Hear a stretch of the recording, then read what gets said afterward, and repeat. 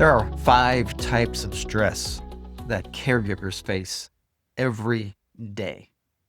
I know because I've been a caregiver twice, and I'm in the middle of a third caregiving experience right now. The 5 types of stress that every caregiver faces every day are physical stress, emotional stress, mental stress, financial stress, and family stress.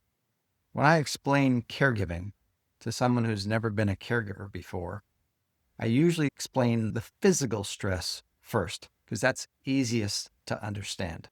Caregiving has a lot of physical stress. Have you ever lifted someone off the toilet? Have you ever helped someone get out of bed who's paralyzed? Caregiving is strenuous.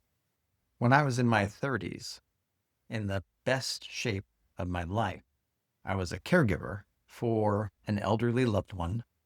He was 5'2" and 110 pounds. And it took all my strength to lift him from his bed onto his wheelchair.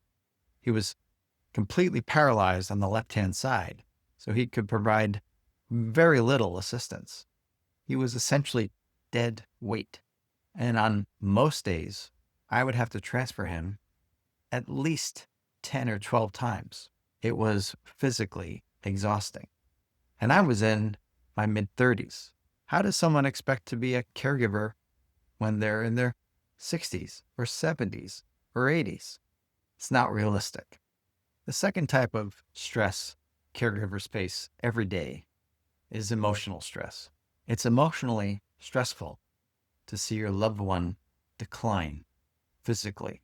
It's extremely difficult to see someone whom you love with all your heart and them decaying and gradually going through one difficulty after another health challenge.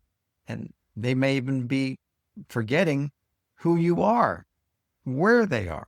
Now, in my case, both times I was a caregiver for an in-law. So there wasn't this lifelong relationship. I'd known them for several years before they needed care. So there wasn't as big of an emotional bond between me and the people I was caring for. They were not my natural parents or natural relatives who had known all my life. But even so, there's still an emotional bond of some kind. And that adds stress to the physical stress. But the worst stress, in my opinion, is the third stress, what I call mental stress. And this is the hardest stress for someone to understand if they've never been a caregiver before. I talk about the mental stress of caregiving in my book, Long-Term Care Insurance Now. And this is what I wrote. Mental stress, the stress of the unknown. This is the hardest stress to explain to someone who has never been a caregiver. The mental stress comes in the form of anxious questions. When will the next health crisis hit? When will he need more care? When will this be over? And that question is immediately followed by guilt. As a caregiver, in the back of your mind, you are always on alert. You are responsible for your loved one's safety. You do not know when they might fall or faint or have trouble swallowing their food. Their health is already bad, but you do not know when their health may suddenly get even worse. In those few minutes when things are a little less stressful and you have a moment to reflect, your mind wanders and you think, how long will this last? When will this be over? And then after asking yourself those questions, you're flooded with guilt. When you raise a child, there are milestones. Your child gradually becomes more and more independent, and you can anticipate when those milestones are likely to be reached. Potty training, personal hygiene, not wetting the bed at night, etc.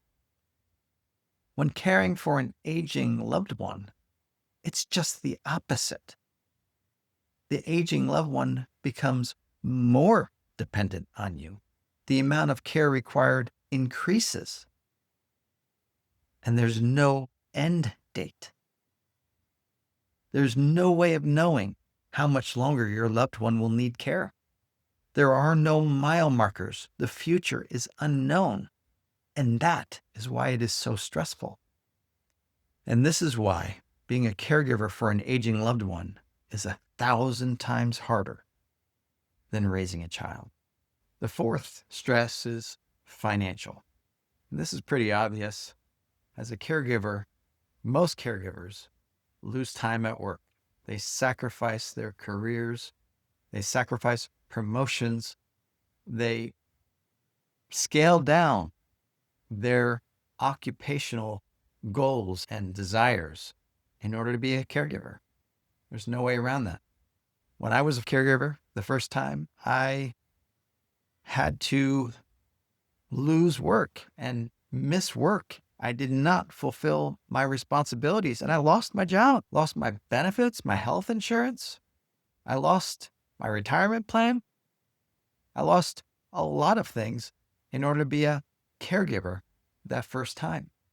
Now, the second time I was a caregiver, I didn't lose anything financially, primarily because my loved one had long-term care insurance.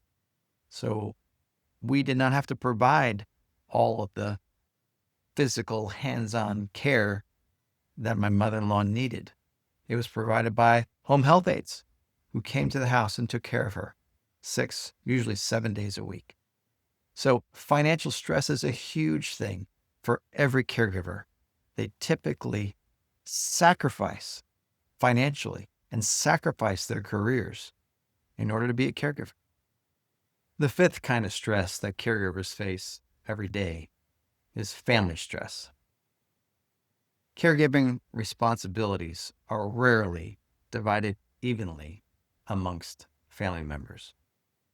There's usually one family member who has to be responsible for most, if not all, of the caregiving duties. And this can sometimes pull families apart. A few years ago, my mother started to fall, and she needed to leave her home and move into an assisted living facility. My brother had to bear nearly all of the responsibility for her. I was living on the other side of the country.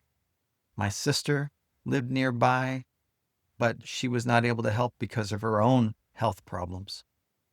So my brother had to do it all. He packed up my mother's house. He moved her into a beautiful assisted living facility.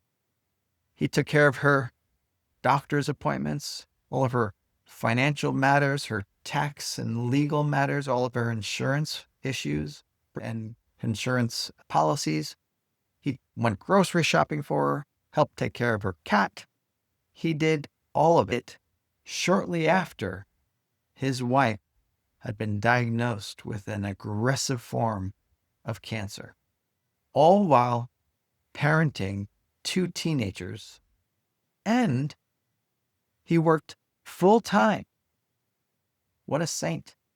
Fortunately, he's a great guy, and we have a good relationship, and he just grinned and bared it because he loves our mother.